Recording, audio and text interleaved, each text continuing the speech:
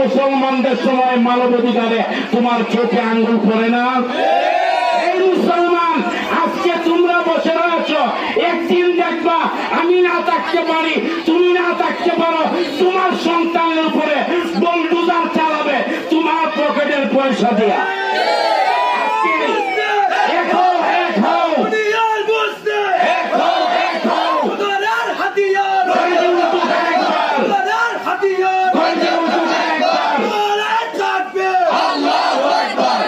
আমরা যদিও ফিলিস্তিন না যেতে পারি, আজকে এখানে দাঁড়াইয়া শপথ করতে চাই ইহুদিদের দালাল দেশকে আমাদের শাস্তা করতে হবে। ইহুদিরা চায় মুসলমানের টুপি, মুসলমানের দাড়ি, মুসলমানের পাঞ্জাবি খুলে তিন রাস্তার মুখে বেইজ্জতি করত। কিন্তু এটা জেনে রাখিও, রাসূল আলাবি বলেছেন ফিলিস্তিন একদিন জয় হবে, এই পৃথিবীর বুকে ইমাম মাহদির মাধ্যমে ইসলামের ডান্ডা আবার উদিত হবে। কিন্তু তোমরা মুসলমান, সেইভাবে মুসলমান জিহাদ করে বাঁচতে চাই, জিহাদ করে বাঁচতে চাই। হাজিরিন, আমি লম্বা বক্তব্য নয়, বুকের মধ্যে বার চাঞ্চল হৃদয় নিয়ে আপনাদের কদমে হাত থেকে বলতে চাই, মুসলমানের পিঠ কিন্তু দেয়ালে লেগে গেছে।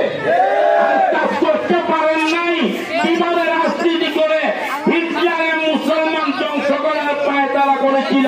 ডোনাল্ড ট্রাম্প, তুমিও জেনে রাখো, হিটলারও টিকতে পারে নাই, নমরুদ টিকতে পারে নাই, ফেরাউন টিকতে পারে নাই।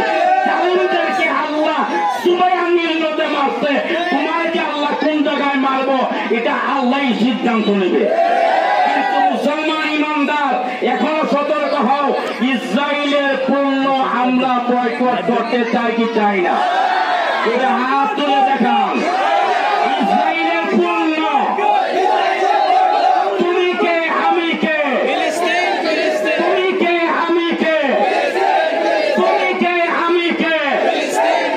ইসরায়েলের পণ্য।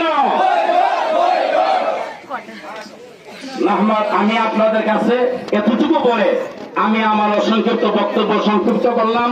আমার ভাষায় যদি কোনো ভুল বেয়াদবি হয় ক্ষমার দৃষ্টিতে তাকাবেন। আসসালামু আলাইকুম ওয়া রাহমাতুল্লাহি ওয়া বারাকাতুহু। সম্মানিত উপস্থিতি, আমরা কিছুক্ষণের ভিতরে বাজার আমরা বিক্ষোভ মিছিল দেব, মিছিল শুরু হয়ে যাবে। এর আগে আপনাদের সামনে সংক্ষিপ্ত বক্তব্য নিয়ে আসছেন শরীফপুর গ্রামের জনাব মোহাম্মদ আরজত আলী ভাই। বিসমিল্লাহির রহমানির রহিম।